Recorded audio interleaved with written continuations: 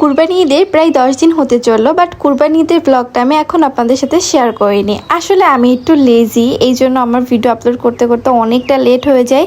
তো যাই হোক, এবারের কুরবানি ঈদে আমি কি করলাম শ্বশুরবাড়িতে, সবার সাথে কেমন মজা করলাম, সব কিছু নিয়েই থাকছে আজকের ভিডিও। হ্যালো এভরিওয়ান, আসসালামু আলাইকুম। কি অবস্থা সবাইকে আবারও জানাই ঈদের অনেক অনেক শুভেচ্ছা। ঈদ মোবারক। ঈদ মানে আনন্দ, আর ঈদ মানে খুশি। আর এই ঈদের আনন্দটা আমার কাছে আসে মেহেদির মধ্যে দিয়ে। চাঁদ রাত মানে হাত ভর্তি করে মেহেদি দিতে হবে, এটা আমার ছোটবেলা থেকে অভ্যাস। আর আমার মনে হয় প্রত্যেকটা আপুরাই মেহেদি দিতে খুব বেশি পছন্দ করেন। আর এটা হচ্ছে ঈদের দিন সকালবেলা বাড়ির সব ছেলেরা যখন নামাজ পড়তে চলে যায়, তারপর আমি গোসল করে একটু রেডি হয়ে নিই হালকা পাতলা করে। এরপর আমার বর এসে বলে যে চলো তোমাকে আমাদের কুরবানির গরুটা দেখাই নিয়ে আসি। আর আমি যেহেতু এর আগে গরুটা দেখিনি, এই জন্য আমি চলে আসলাম গরুর সাথে একটু দেখা করতে। আর এখানে এসে গরুকে দেখে আমার খুবই মায়া লাগছিল। আসলে ওদের ফেসেও বোঝা যায় যে আজকে ওদের কুরবানি। আর এই কুরবানির দিন আসলে কত হাজার হাজার কোটি কোটি পশু যে কুরবানি হয়, এজন্য আমার একটু ওই দিন খারাপই লাগে। তো পাশ থেকে আমাকে সবাই বলছিল গরুকে একটু আদর করে দিতে, বাট আমি আসলে একটু ভয় পাচ্ছিলাম। এরপর আমার বর চলে আসে, আর ও এত সুন্দর করে আদর করে দিচ্ছিল। আর গরুটাও দেখেন ঠিক কত সুন্দর করে আদর নিচ্ছিল। আসলে পশুরাও সব কিছু কিন্তু বুঝতে পারে। তো এরপর আমি চলে যাই বাসায়, কারণ এখানে এখন কুরবানি দেওয়া হবে। গ্রামের বউ বলে কথা, কুরবানির ঈদ। এখন আমার রান্নার প্রিপারেশন শুরু। আর আজকে আমরা রান্না করব মাটন কাচ্চি।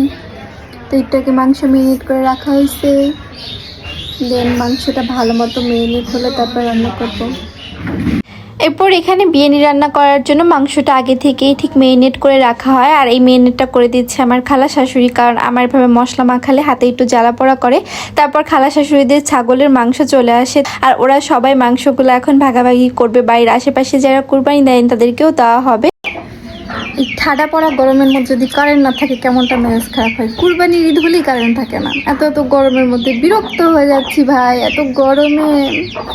আমি এখানে মাংস পাহারা দিচ্ছি, এতে বিড়াল কুকুর এসে না নিয়ে যায়। আমার শাশুড়ি আমাকে এখানে বসায় রেখে গেছে। গ্রামীণ পরিবেশে শ্বশুর বাড়িতে এসে আমাকে লাগাই দিছে বিরিয়ানি রান্না করতে, এই ঠাডা পড়া গরমের মধ্যে। তার উপরে মাটির চুলা। আমি আজকে শেষ। আজকে রান্না হবে কি মাটন কাচ্চি না।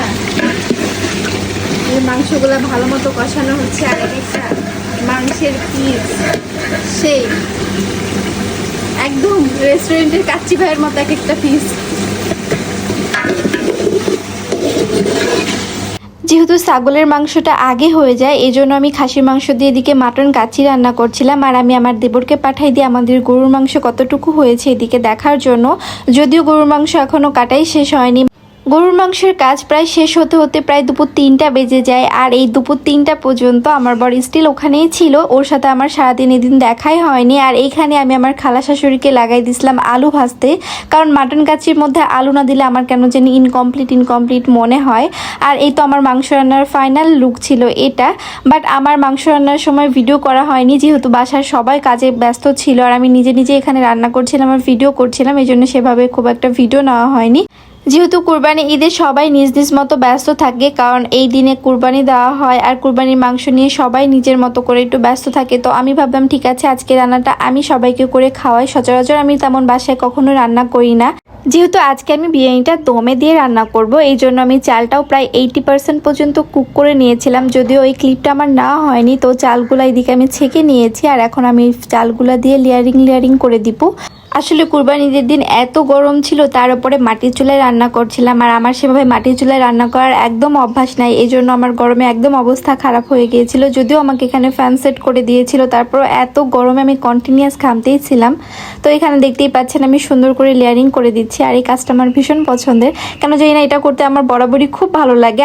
আসলে মেয়েদের লাইফটা কেমন তাই না? বিয়ের আগে একরকম ঈদ কাটাইতাম, আর বিয়ের পরে সম্পূর্ণ অন্যরকম ঈদ কাটাই। বাবা মাকে ছাড়া অন্যের বাসায় ঈদ কাটাই। তার উপরে বিয়ের আগে ঈদে কখনোই কোনোদিন রান্না করতাম না, সারাদিন ছোটাছুটি ঘোরাঘুরি করতাম। আর দিন শেষে এসে বাসায় বসে থেকে সালামি গুনতাম, দেখতাম যে আসলে কে কত টাকা সালামি দিয়েছে, এবারের ঈদে আমার কত টাকা সালামি হয়েছে, সবার থেকে বেশি হয়েছে কিনা। এগুলো আনন্দ ছিল আসলে অন্যরকম। যদিও চাইলে ওই আনন্দগুলো আর ফেরত পাওয়া যাবে না। ছোটবেলায় কাটানো প্রত্যেকটা মুহূর্তকে এখন অনেক বেশি মিস করি, বাট চাইলেও তো আর সেই দিনগুলোতে ফিরে পাওয়া যাবে না। বাট স্মৃতিগুলো তো থেকেই যায় তাই না? তো যাই হোক, কথা বলতে বলতে আমার প্রায় কাজ কমপ্লিট। এখন এই বিরিয়ানিটাকে আমি দমে দিয়ে দিব। আর এই রান্না করতে করতে আমার ঈদের দিনে প্রায় 3:30 বেজে যায়। আমি রান্না করতে বসেছিলাম প্রায় 12টায়। আর আমি একটু মাটির চুলায় কম রান্না করতে পারি, এই জন্য আমার একটু বেশি টাইম লাগছে। তো এরপর আর ক্লিপ নেওয়া হয়নি, এই যে পুরো একদম খাবারের সময় ক্লিপ নিয়েছিলাম একটু। তো এই ছিল আজকের ভিডিও। আশা করি ভিডিও আপনাদের ভালো লেগেছে আর সবার ঈদ অনেক অনেক ভালো কেটেছে। আল্লাহ হাফেজ সবাইকে।